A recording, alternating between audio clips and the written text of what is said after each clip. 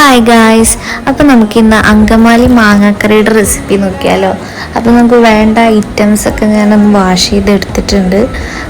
അതിന് ശേഷം നമ്മൾ ഈ മാങ്ങ തൊലിയൊക്കെ കളഞ്ഞ് കട്ട് ചെയ്ത് പീസസ് ആക്കി സവാള ഒന്ന് കനം കുറഞ്ഞരിയണം, ഇഞ്ചി, പച്ചമുളക് എല്ലാം അരിഞ്ഞു.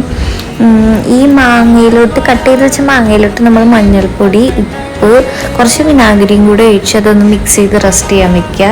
അതിന് ശേഷം സവാള, പച്ചമുളക്, ഇഞ്ചി, കറിവേപ്പില, മഞ്ഞൾപ്പൊടി, മുളക് പൊടി, മല്ലിപ്പൊടി, വിനാഗിരി, കുറച്ച് വെളിച്ചെണ്ണയും കൂടെ ഒഴിച്ച് നന്നായിട്ട് ഇത് മിക്സ് ചെയ്ത് വെക്കണം. ഗൈസ്, ഈ മിക്സ് ചെയ്യുന്ന പ്രോസസ്സിലാണ് കറിയുടെ ടേസ്റ്റ് ഇരിക്കുന്നത്. നല്ല പോലെ മിക്സ് ചെയ്ത് ഇതൊന്ന് മാറ്റി വയ്ക്കുക. അതിന് ശേഷം കുറച്ച് ടൈമിന് ശേഷം രണ്ടാം പാലും മാങ്ങയും കൂടി ഇട്ടിട്ട് ഇതൊന്ന് വേവിക്കുക. ഒന്ന് തിളച്ച് ഒന്ന് കുറുകി വരുന്ന ടൈമിൽ നമുക്ക് ഒന്നാം പാൽ ഒഴിച്ചിട്ട് ഫ്ലെയിം ഓഫ് ചെയ്യാം.